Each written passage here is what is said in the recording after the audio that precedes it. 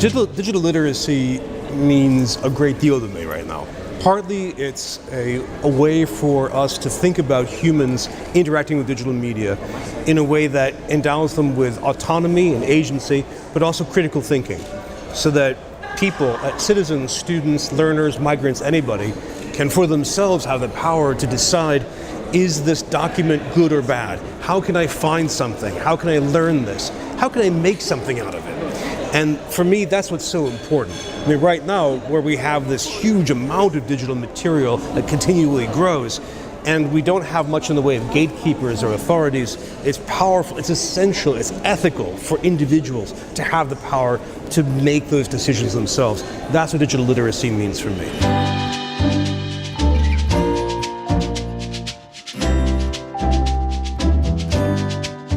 It should be across the curriculum, first of all. So digital literacy should appear in every class or subject. So if you're studying Portuguese, or if you're studying biology, or if you're studying sociology, you have to learn materials in ways that give autonomy to the learner. So they have to be able to figure out, is this source material legitimate? Is this useful? How do I find more? And every discipline, every topic has its own ways of doing this. You know, in some fields, public information is good, and some not so good. There are different trusted places, different skills you have to learn. And then you need to have background support from throughout the school.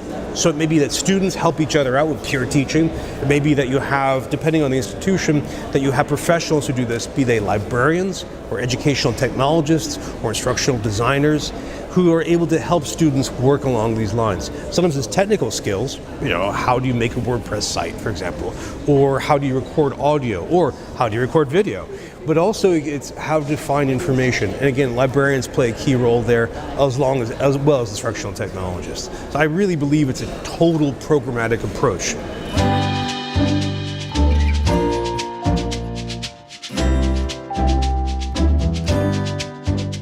They have to, first of all, leverage their own personal and professional expertise. Because if you are a biologist, you're used to finding articles, books, videos, PowerPoint presentations in certain ways, which you then show your students how to do. And it's important that professionals will be changing what they learn. They'll be learning new skills in new fields. For example, they may be using on Twitter the ICANHasPDF hashtag to find PDFs. They have to think, is that something I want to teach my students how to do? Or how to use a website like Archive, you know, the Physics Preprint Archive, arxiv.org, to find materials. They have to share that with their students. Secondly, they have to collaborate with each other. Now, they can do that in old methods like meeting in conferences, or working within their profession, reading their journals, but also they have to get online and use these technologies to learn. So they find something, they share it on Twitter. They write about something, they put it on Facebook or LinkedIn or Instagram or Pinterest or whatever, so they can learn from each other that way. And the third is they need to be receptive to learning new approaches and to teaching their students this. And that might come from a campus institution or a university. It could come from their professional organizations. So yes, they have to do this now, and there are a lot of ways they can do it.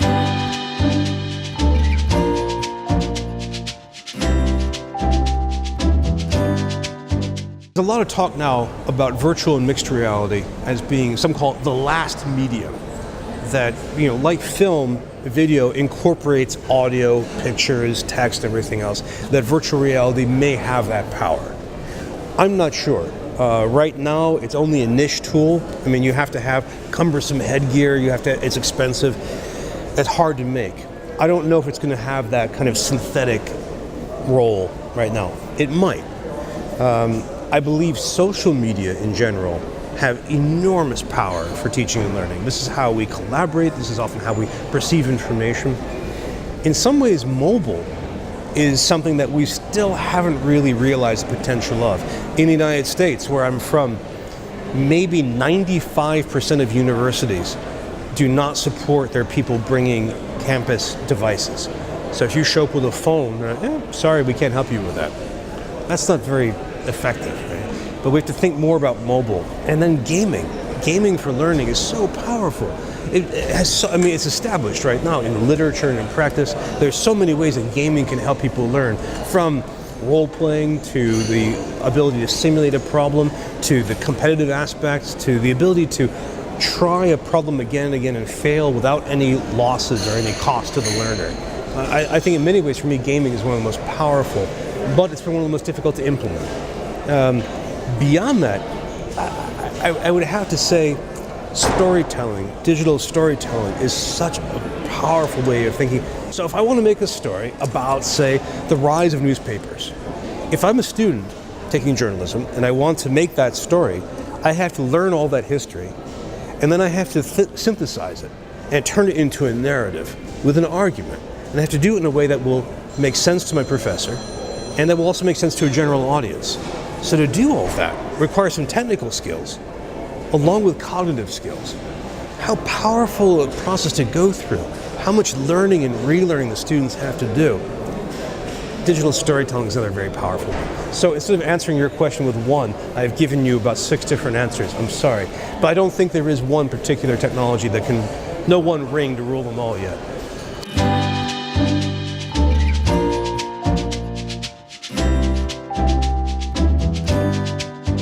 It's fascinating. When you track a technology over time, it can really follow a few different paths. And one is that we have a lot of expectations for it, and then it doesn't pan out right now, but it takes a long time. So Amazon figured out how to make ebooks work around 2005, 2006. The first ebook is from 1979. So it took a long time for that. So sometimes we have to anticipate that kind of long curve. Other times, we go through a boom and bust cycle. So we get very excited about something, it collapses, then we do it again and it works. So computer gaming went through that in the 1980s, where there was a lot of excitement, a lot of money, and it collapsed in the US. It took Japan to bring it back in the 1990s, and now it's a global industry. Virtual reality was the same way in the 1990s. People were very excited about it, it died a horrible death, and now it's come back again. So sometimes there's a boom-bust cycle. Something like MOOCs had a different curve. And then the US went crazy with them, and now the US hates MOOCs, but we keep making them, and more students keep taking them. And then outside of the US, well, many countries are making MOOCs and using them. So that's happening. It's not getting a lot of buzz or media attention, but it's happening. So sometimes the media attention can be a distraction from the actual real work that's happening. And nobody in the US, by the way, is talking about this. This is completely silent, but it's happening around the world. So that's another curve by which this can happen. Sometimes the technology gets at something the wrong way. So you might remember about 10 years ago, there was a lot of hype about virtual worlds. So you think about, say, Second Life, right? And then that spectacularly collapsed. Well, the idea was that we would like virtual worlds, that we would like inhabiting them. We do. They're called games. But we don't like virtual worlds by themselves. We want there to be that game structure, that game purpose. So we can enter Minecraft or World of Warcraft or Chuzzle or whatever and spend minutes, hours, days in those virtual spaces because of that game structure. So that what we learned from that was something about how humans actually prefer to use virtual worlds. So that's another way of looking at a disaster. Google Glass, for example. We learned a great deal from that collapse as well. That we do want to have technology on our faces. We just want to avoid having it happen in certain ways.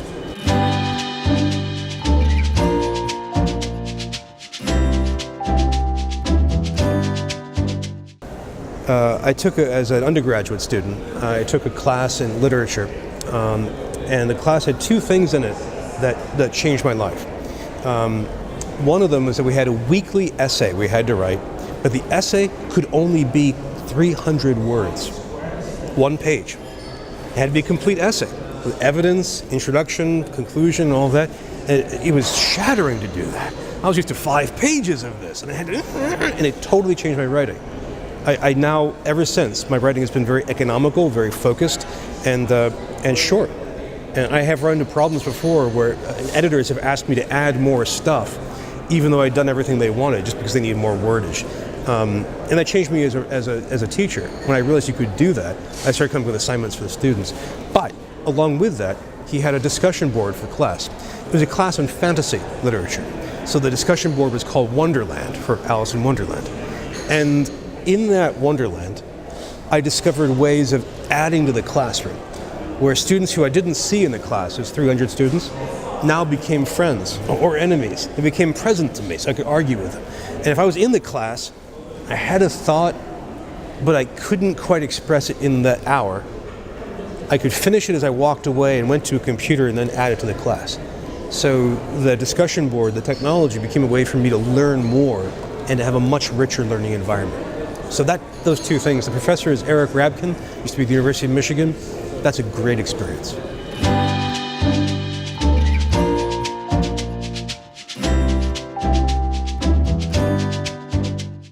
It's very positive. I have enjoyed, first of all, the international nature of this. I've been having discussions with people from Russia, from Southern Africa, from Colombia, from Canada, and that's tremendous. We don't do enough of that in education, and that's very, very important.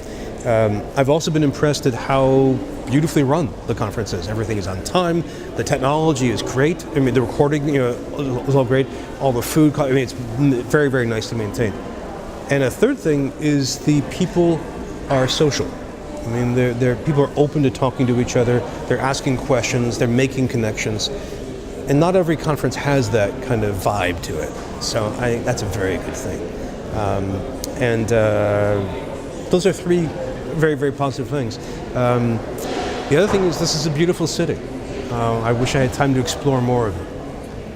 Thank you for having us here.